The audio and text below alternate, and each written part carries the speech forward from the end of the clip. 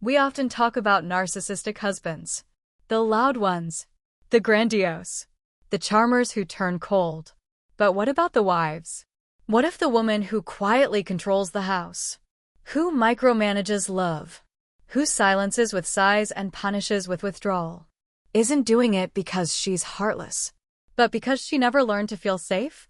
What if the narcissistic wife isn't a monster, but a mirror of generations of women who were told, control everything or be abandoned? This isn't about blame. It's about seeing. Because you don't have to be loud to be manipulative. You don't have to scream to cause emotional shutdown. Sometimes, she corrects you like a child, or refuses to speak for days until you apologize for things you didn't even do.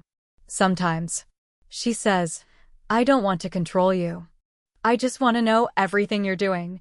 Sometimes, she makes you feel like the villain because she's carrying wounds no one ever helped her hold. And maybe the scariest part? Sometimes, that woman was our mother. Sometimes, it was us. This video isn't an attack. It's an invitation to gently notice the ways women are taught to control when what they really crave is connection. We should look at how we confuse love with obedience, how we rewrite pain into power plays.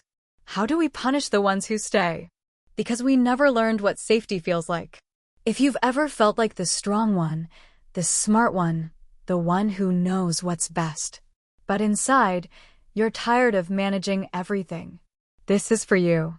Because maybe you're not manipulative. Maybe you were modeled after survival. But you don't have to keep repeating it. In this video, we'll explore the 10 subtle, emotionally hidden ways a narcissistic wife may show up in a relationship. Not to point fingers, but to hold a mirror, so that we can see the pattern, pause the performance, and start healing the women inside us who never got to feel safe enough to stop controlling. Let's begin. No woman is born controlling. She becomes that way. Slowly, quietly, through years of unmet needs and unspoken pain. You see, many of us weren't raised to feel safe. We were raised to perform. Be the good daughter. Be the calm one. Be the smart one. Be the one who holds it all together. Even when we're falling apart inside. And when love feels conditional. When care is earned through obedience. Control becomes our shield.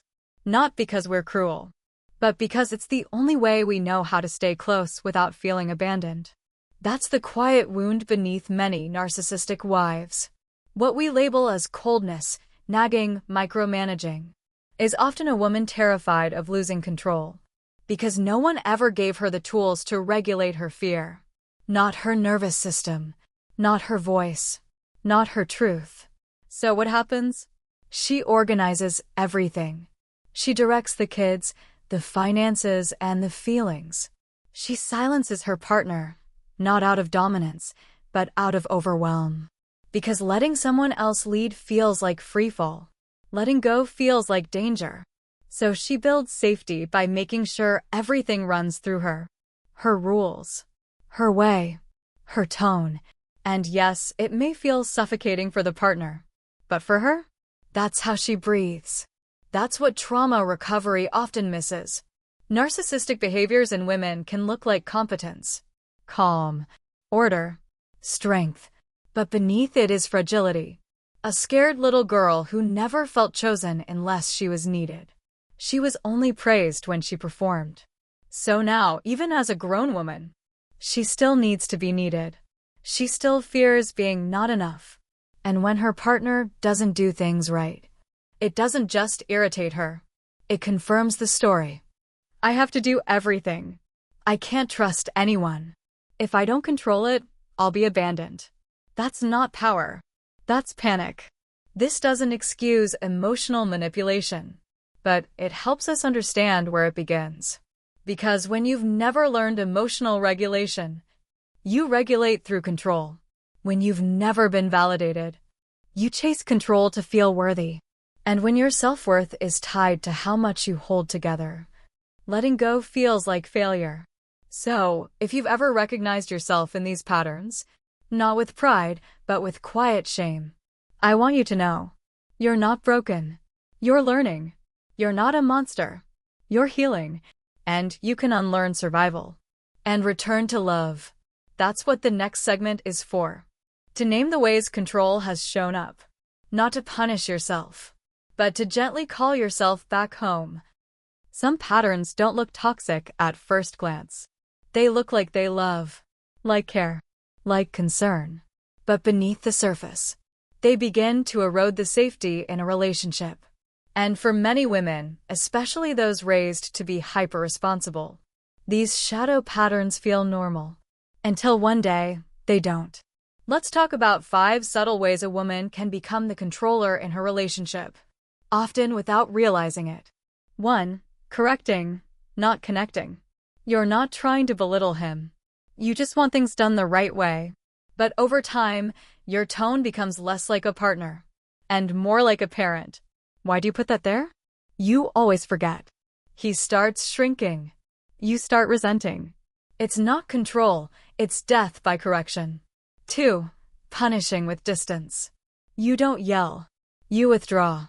A quiet night, a cold shoulder, a lingering silence that says, "Figure it out." And when he asks what's wrong, you say, "Nothing." But it's not nothing. It's disconnection dressed as dignity. And it teaches him that intimacy comes with guessing games. 3. Calling it care but needing control. I just want to know where you're going. I just don't like your friends. You say it's because you worry. But worry becomes a weapon when it restricts instead of respects.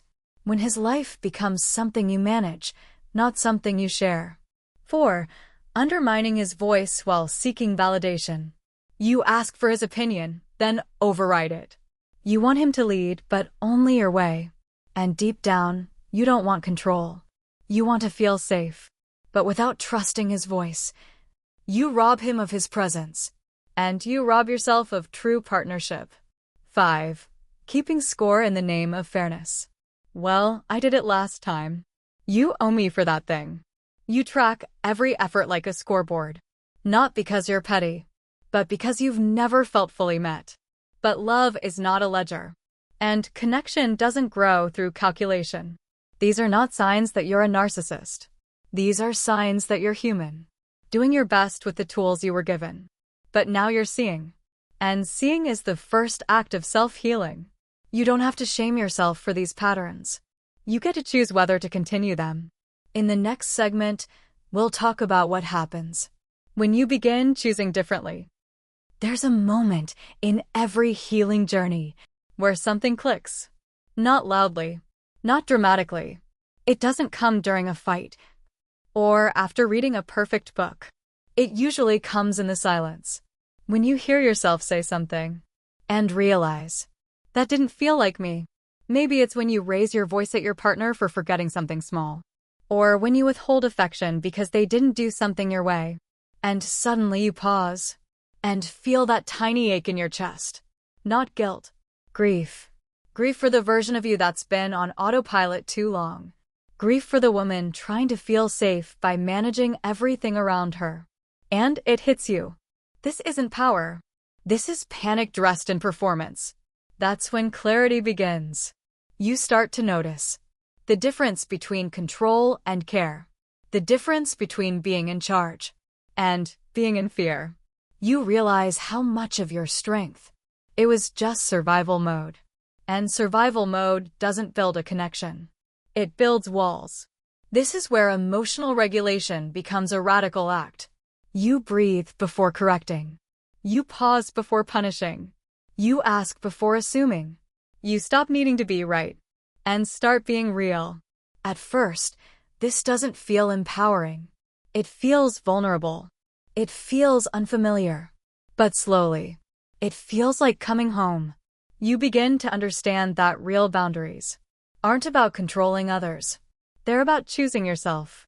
You begin to give what you've never received. Validation without control. Attention without surveillance. Love without needing someone to shrink. And in that space, something shifts in the relationship. Maybe your partner doesn't know how to respond at first. Maybe they expect the old pattern. But you stay steady, not because you've become passive, but because you're learning to be present. Present in your body. Present in your breath. present in your choice to no longer lead from fear. That's what real transformation looks like.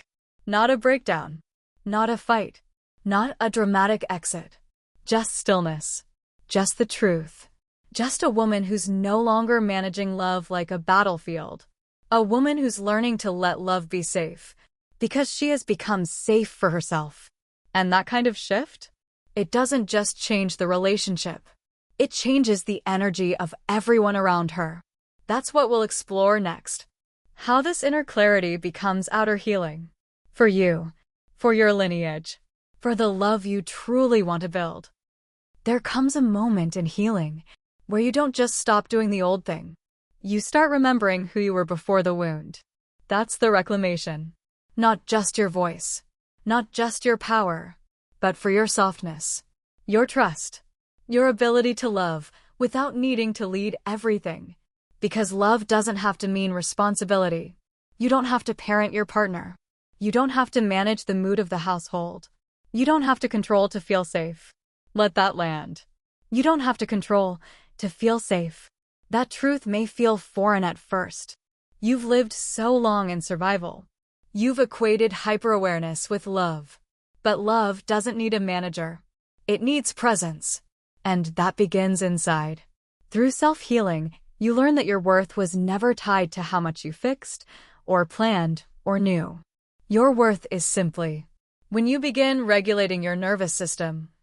You stop scanning the room for danger and start noticing beauty. You stop micromanaging your partner's every word and start listening with softness, not suspicion. You stop reacting and start choosing. That's where your real power lies. Not in being the strong one, but in becoming the steady one. The one who doesn't need to win, or correct, or teach every time, but the one who allows space for two people to coexist. Without hierarchy, without performance. This is the root of emotional intimacy. It starts when you stop trying to be right and start being real. And maybe, for the first time, you hear your partner in a new way. Maybe you realize they were never trying to disrespect you. Maybe they were just trying to be seen. Just like you. You learn that boundaries don't mean walls. They're doors. Doors you open with clarity and close with kindness. You don't need to prove your healing.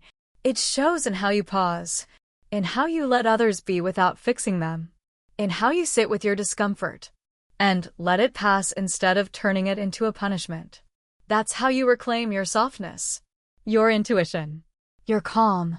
You begin to mother yourself. Not to be hard, but to feel held. Not to dominate love, but to become its safest place. And the more you do that, the less you feel the need to control anything outside of you. Because you finally return to the one thing you do have sovereignty over. You. And that is the foundation for a different kind of love. One that doesn't require anyone to shrink, disappear, or perform. One that allows both people to come as they are. Fully human. Beautifully flawed. And still, worthy of love. Some people fear anger. But for women raised to hold it all together, what we often fear most is softness. The kind that doesn't need to prove anything. The kind that simply is. Because softness means letting go. And letting go used to feel like danger. That's why we controlled. That's why we corrected, managed, and mothered everyone around us. Not because we were cruel, but because control gave us the illusion of safety. But there's a different kind of safety now. One that doesn't scream or demand. One that lives in your breath. In your spine. In your quiet no. That is your new power. Not performance. Not perfection. But presence. You don't need to chase validation anymore. You don't need to silence others to feel heard. You've remembered your voice. You've redefined what strength looks like. And now, you get to walk into every room without needing to own it. Because you own yourself. This isn't the end of your story. It's the beginning of a new chapter. One where love doesn't feel like labor. Where boundaries don't require rage. Where you no longer control. Because you no longer need to. I hope this video didn't just name patterns. I hope it permitted you permission to soften. To see yourself without shame. to begin again without guilt. If this message spoke to something in you, leave a red heart in the comments. Not for me, but for the part of you that just took a breath and said, "This is me. I'm healing." And if you know a woman, a mother, a partner, who might be trapped in the role of the strong one, share this with her. Not as a correction, but as a mirror. We don't heal through shame. We heal through truth, held gently. You don't have to be the perfect partner or the perfect woman. You just have to be you. Fully here, fully human, and finally, fully free.